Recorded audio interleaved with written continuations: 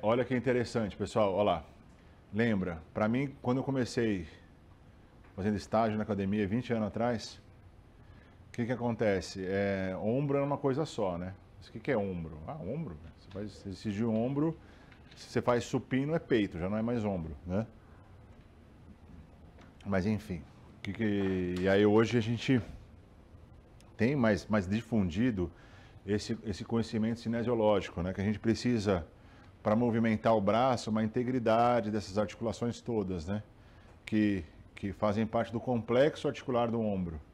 Então a gente tem aqui a glenomeral, onde tem os movimentos osteocinemáticos maiores, a acromioclavicular, a esternoclavicular. A gente não tem a curvatura da coluna vertebral? Por que serve a curvatura da coluna vertebral? Por que a gente tem as curvaturas fisiológicas da coluna vertebral? Mobilidade e sustentação. Mas que mais? Uma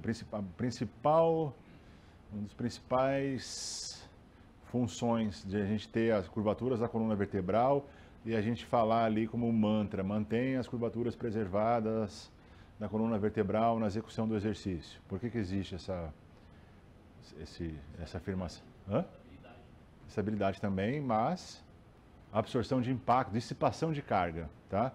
O formato da coluna em S, ele ajuda na absorção de cargas e no impacto. Se fosse uma reta só, a mesma carga que você recebe do início, ela chega até o final da coluna. Como você tem em S, você ajuda a dissipar essa carga, tá? Imagina, você pega um prego e vai dar um martelo e vai dar no seu dedo. Você dá, o impacto é muito maior do que você fazer assim. Então você consegue absorver e dissipar essa carga com a presença da curvatura, tá? E a mesma coisa é o princípio da clavícula. A clavícula tem um formato em S também. Por quê? Porque toda a carga que a gente utiliza no braço, ela é dissipada quando ela chega no esqueleto axial. Imagina, você vai 60 kg no supino de cada lado, a clavícula fosse uma reta, tá? A carga proporcional do membro seria a carga que ia afetar aqui o esqueleto axial, o tórax. Agora, já quando você utiliza essa carga e tem esse formato em S, a resultante final já é quebrada, você não tem a mesma carga com relação ao tórax, tá? Que você imprime realizando com o membro. Então é um mecanismo de dissipação de força que não só tem na coluna, a gente também pode observar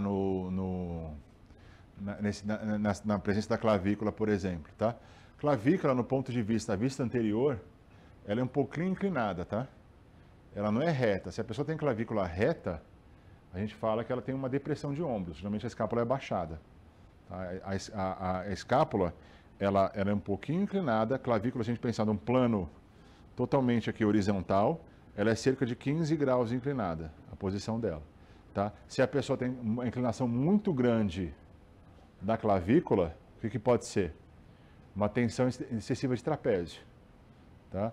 Se a clavícula está muito para baixo, o que acontece? Possivelmente pode ser o quê? Que não tem um tensionamento grande de trapézio. Tá? No fisiculturismo, muitas das estruturas elas podem comprometer um pouco essa análise que a gente faz de forma mais bruta, vamos dizer assim. Por quê? Porque às vezes o cara tem um braço muito grande e esse peso do braço faz com que ocorra essa inclinação clavicular por conta dessa alteração, tá? Então a forma, o peso da forma e a alteração de circunferência pode alterar um pouco essas relações posturais que a gente tem que ter entendimento dessa questão também, tá bom? Posteriormente ali, ó, algumas estruturas, né? Tem um ângulo superior da escápula, ângulo inferior, a espinha da escápula, o acrômio, a borda medial, a borda lateral. Se a escápula é um pouquinho inclinada, consequentemente, essa borda inferior aqui, ela tem que ser um pouquinho para fora. Tá? Até que assim, de 5 a 15 graus, que a gente fala de rotação superior escapular. Tá? A escápula, uma distância de 7 centímetros aqui da coluna vertebral. E mais ou menos esse ponto, ó, coincidindo ali com o acrômio, mais ou menos na altura da primeira vértebra torácica, que é o T1, tá? Com o posicionamento ideal da nossa escápula.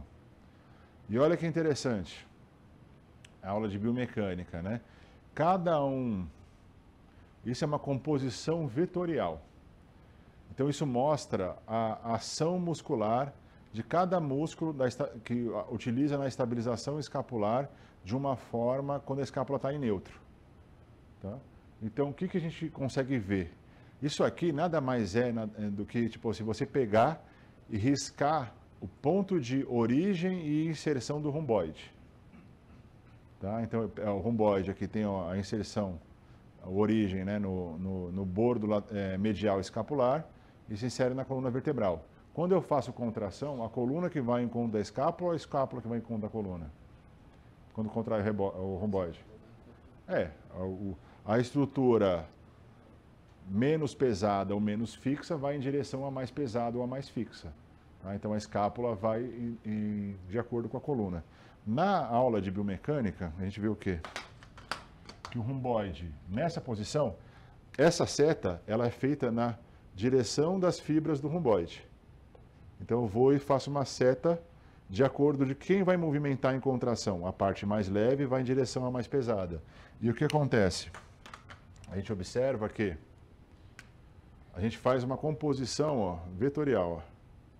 Uma composição de... E aí a gente fecha aqui, a gente observa, a gente faz assim, uma setinha aqui, uma setinha para cá e uma setinha para cá, tá?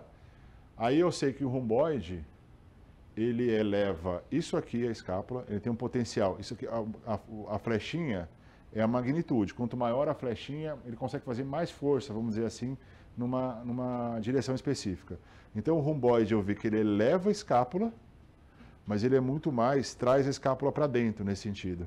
E aí, a partir da função, da direção da fibra muscular, eu consigo saber os movimentos que esse romboide realiza, com maior magnitude, porque a seta maior no sentido para dentro, da adução, e um pouco menor no sentido da elevação. Tá? Então, por isso que a gente, às vezes, vê setinhas assim, a pessoa fazendo várias setinhas para trabalhar biomecânica, é mais ou menos que cada posição do eixo articular, eu vou ter uma capacidade do músculo, ele fazer mais movimento para dentro e mais movimento para cima. Tá? Por que é? O movimento com direção às características da fibra muscular que vai implicar na movimentação dessa estrutura. Se a gente pegar o trapézio inferior, por exemplo, ele vai ser isso aqui, isso aqui. Ele vai ser isso aqui, adutor, e isso aqui, depressor escapular. Então ele é muito mais um abaixador, um depressor escapular, o trapézio inferior, do que adutor. Mas olha que interessante. E olha o trapézio superior. Só para a gente ver, tá? Ele é isso aqui, elevador, e isso aqui, adutor. Então, quando a gente está trabalhando remada, a gente está trabalhando trapézio superior também, que ele tem uma função muito grande de fazer adução, até mais do que na função dele de elevador escapular. Isso é importante a gente observar. Tá? Remada trabalha trapézio, trabalha trapézio superior pra cacete. Trabalha trapézio inferior, também trabalha na adução. Entendeu? Então a gente observa esse potencial de trabalho, por exemplo, na composição vetorial que a gente está fazendo aqui. No contexto que a gente está aplicando a aula de hoje, é o quê? Que cada músculo está puxando para um lado, de acordo com a disposição das suas fibras musculares. Agora, a escápula está em equilíbrio, é que nem um cabo de guerra. Imagina que cada um está puxando para um lado. Se está em equilíbrio, tem que ter uma força igual. A somatória de todas essas setinhas aqui, ela tem que se anular para a escápula ficar na posição estável. Por quê? Porque se essas da frente tiverem com maior magnitude que eles apontam para baixo, essa escápula vai mover para cima. Tá? É um cabo de guerra de sustentação. Tá? E aí, aqui tem um resumo das funções musculares. Então eu tenho músculos que elevam, músculos que se abaixam, músculos que rodam para cima, rodam para baixo. Isso que nesse contexto muscular específico a gente vai aprendendo para que a gente traga com o objetivo de trazer essa estrutura para o neutro. A escápula está muito abduzida, eu vou ter que privilegiar esses músculos que trazem para cá. Essa é a condição. A musculatura está muito elevada, essa escápula, eu vou ter que privilegiar o quê? Essa musculatura que traz para baixo. Tá? É mais ou menos isso que a gente observa. A gente vai reforçar aquele que está cedendo, para puxar, para tentar trazer para a neutralidade. Esse vai ser o nosso mecanismo de ação a partir de agora, observando esses contextos musculares isolados e específicos referentes à condição postural.